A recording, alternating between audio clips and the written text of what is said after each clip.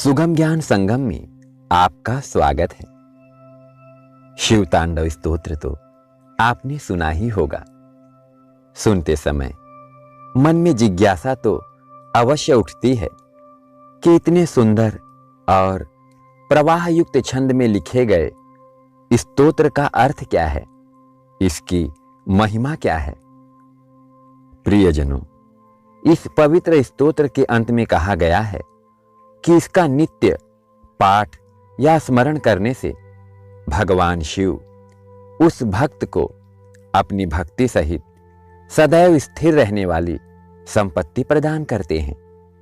वैसे भी किसी मंत्र या स्तोत्र का अर्थ समझकर पढ़ने या सुनने से वह अधिक फलदायी माना जाता है। तो आइए इसका हिंदी में अर्थ जाने और भगवान शिव की कृपा के पात्र बने। ओम नमः शिवाय। शिव तांडव स्तोत्रम हिंदी अर्थ सहित। पहला श्लोक है। जटाटवी गलज्जल प्रवाह पावित स्थले गलेव लंब्यलंबितां भुजंग तुंगमालिकां डमड निनादवड्डमर्वयम् चकार चंड तांडवम तनुः तुनः शिवः शिवम।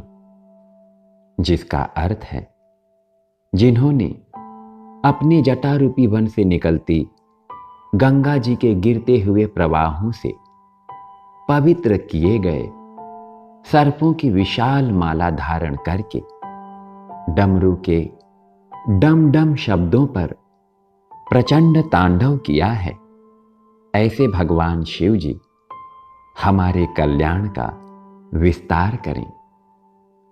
दूसरा श्लोक है।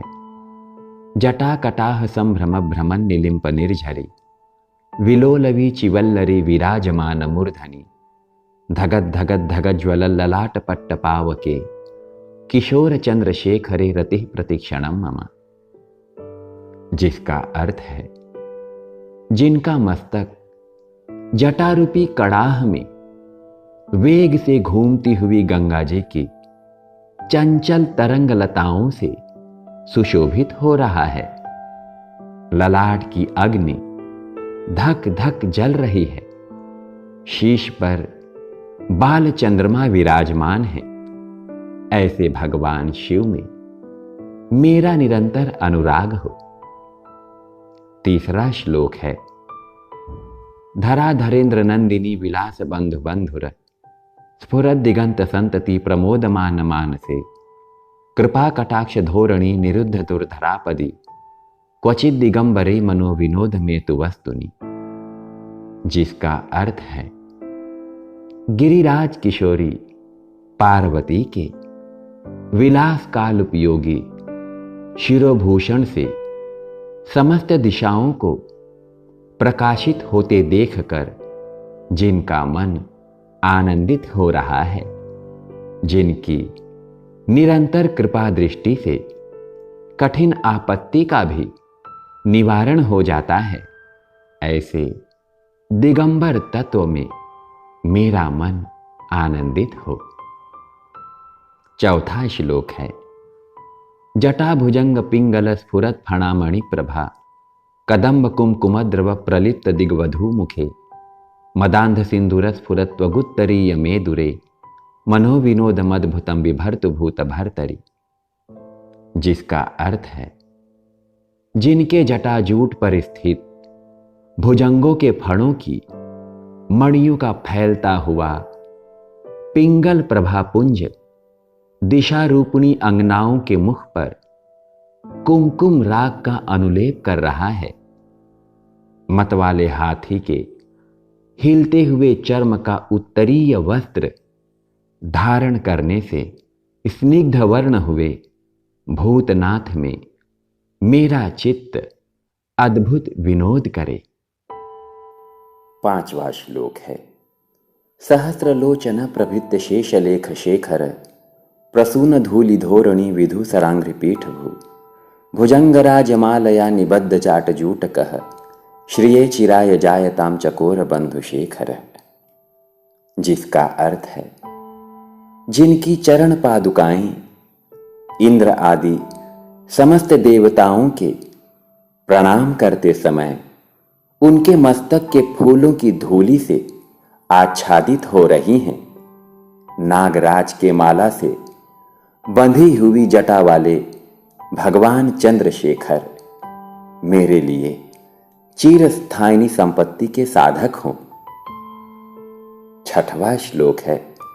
ललाट चतुरज्ज्वल धनंजय स्फुलिंग भा निपीत पंचसायकम नमन निलिंपनायकम सुधामयूखलेखया विराजमान शेखरम महाकपाली संपदे शिरोजटालमस्तुनः, जिसका अर्थ है जिन्होंने अपने ललाट से प्रज्वलित हुई अग्निज्वाला के तेज से कामदेव को नष्ट कर दिया, जिन्हें इंद्र आदि देवता नमस्कार किया करते हैं।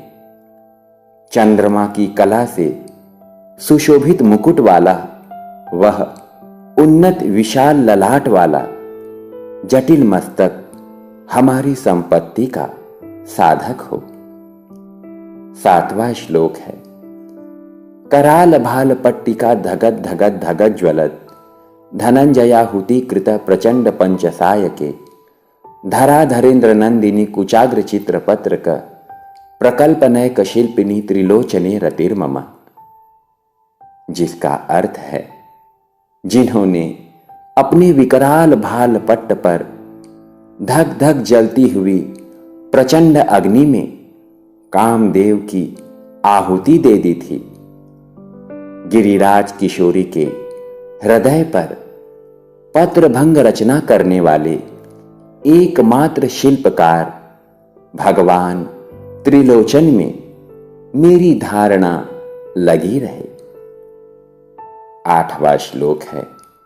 नवीन मेघमंडली निरुद्ध दुर्धर स्फुरत कुहु निशीथिनी तम प्रबंध बद्ध कंधर निलिंप निर्झरी धर स्तनोतु कृति सिंधुर कला निधान बंधुर श्रियम जगत धुरंधर, जिसका अर्थ है जिनके कंठ प्रदेश में नवीन मेघमाला से घिरी हुई अमावस्या की आधी रात के समय फैलते हुए घने अंधकार के समान श्यामलता अंकित है, जो गज चर्म लपेटे हुए हैं। संसार भार को धारण करने वाले चंद्रमा की तरह मनोहर कांति वाले भगवान शंकर मेरी संपत्ति का विस्तार करें। 9वां श्लोक है। प्रफुल्ल नील पंकज प्रपंच कालिम प्रभा वलंबि कंठ कंदली रुचि प्रबद्ध कंधरम स्मरच्छिदम पुरच्छिदम भवच्छिदम मखच्छिदम गजच्छिदांत कच्छिदम तमंत कच्छिदम भजे, जिसका अर्थ है जिनका कंठ नील कमल समूह की श्याम प्रभा का अनुकरण करने वाली हरिणी सी छवि वाले चिन्ह से सुशोभित हो रहा है, जो कामदेव, त्रिपुर, भव संसार, दक्ष यज्ञ, गजासुर, अंधकासुर और यमराज का भी उच्छेदन करने वाले हैं। ऐसे भगवान शिव को मैं भजता हूं। 10वां श्लोक है। अखर्व सर्व मंगला कला कदम्ब मंजरी रसः प्रवाह माधुरी वृजंभणा मधुव्रतम स्मरांतकम पुरांतकम भवांतकम मखांतकम गजांतकांधकांतकम तमंतकांतकम भजे, जिसका अर्थ है जो अभिमान रहित पार्वती की कला रूप कदम्ब मंजरी के मकरंद स्रोत की बढ़ती हुई माधुरी के रसपान करने वाले भंवरे हैं, तथा कामदेव, त्रिपुर, भव संसार, दक्ष यज्ञ, गजासुर, अंधकासुर और यमराज का भी अंत करने वाले हैं। ऐसे भगवान शिव को मैं भजता हूं। 11वां श्लोक है। जयत वदव्र विभ्रम भ्रमद भुजंगमश्वस द्विनिर्गमत क्रमस्फुरत कराल भाल हव्यवाट धिमित धिमित धिमित ध्वनन मृदंग तुंग मंगल ध्वनि क्रम प्रवर्तित प्रचंड तांडव शिव, जिसका अर्थ है जिनके मस्तक पर बड़े वेग के साथ घूमते हुए भुजंग के फुफकारने से ललाट की भयंकर अग्नि क्रमशः धधकती हुई फैल रही है।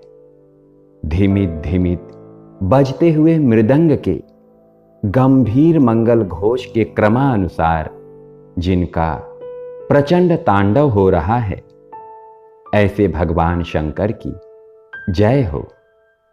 12वां श्लोक है। दृशद विचित्र तल्पयोर भुजंग मौक्ति कसर जोर गरिष्ठ रत्न लोष्ठयो सुहृद विपक्ष पक्षयो तृणारविंद चक्षुषो प्रजामही महेंद्रयो समः प्रवर्तिकः कदा सदा शिवम भजाम्यहम्, जिसका अर्थ है पत्थर और सुंदर बिछौनों में सर्प और मोतियों की माला में बहुमूल्य रत्न एवं मिट्टी के ढेले में मित्र या शत्रु पक्ष में तृण या कमल लोचना युवान स्त्री में प्रजा और पृथ्वी के सम्राट में समान भाव रखता हुआ मैं कब शिव जी को भजूंगा। 13वां श्लोक है। कदा निलिंप निर्झरी निकुंज कोटरे वसन विमुक्त दुर्मति सदा शिरस्थ मंजलिम वहन विलोल लोल लोचनो ललाम भाल लग्न कह शिवेति मंत्र मुच्चरण कदा सुखी भवाम्य हम, जिसका अर्थ है सुंदर ललाट वाले भगवान चंद्रशेखर में एकाग्र चित्त होकर अपने कुविचारों को त्याग कर गंगा जी के तटवर्ती निकुंज के भीतर रहता हुआ सिर पर हाथ जोड़कर डबडबाई आंखों से शिव मंत्र का उच्चारण करता हुआ मैं कब सुखी होऊंगा। 14वां श्लोक है। इमं हि नित्यमेव मुक्तमुत्तमोत्तमं स्तवम् पठन स्मरन बुर्वन नरो विशुद्धिमेति संततम हरे गुरव सुभक्तिमाशुयाति नान्यथा गतिम विमोहनम हि देहिनाम सुशंकरस्य चिंतनम, जिसका अर्थ है जो मनुष्य इस उत्तम में उत्तम स्तोत्र का नित्य पाठ स्मरण और वर्णन करता है वह सदा शुद्ध रहता है और शीघ्र ही सुरगुरु शंकर जी की भक्ति प्राप्त कर लेता है। वह विरुद्ध गति को कभी भी प्राप्त नहीं होता, क्योंकि शिव जी का भली भांति चिंतन प्राणी वर्ग के मोह का नाश करने वाला है। पूजावसान समये दशवक्त्र गीतम यह शंभु पूजन परम पठति प्रदोषे तस्य स्थिराम रथ गजेंद्र तुरंग युक्ताम लक्ष्मीम सदैव सुमुखीम प्रददादि शंभु, जिसका अर्थ है संध्या काल की पूजा की समाप्ति होने पर रावण द्वारा गाए हुए इस शंभु पूजन संबंधी स्तोत्र का जो भी पाठ करता है, भगवान शंकर उस मनुष्य को रथ, हाथी, घोड़ों से युक्त सदा स्थिर रहने वाली अनुकूल संपत्ति प्रदान करते हैं। इति श्री रावण कृतम शिव तांडव स्तोत्रम संपूर्णम।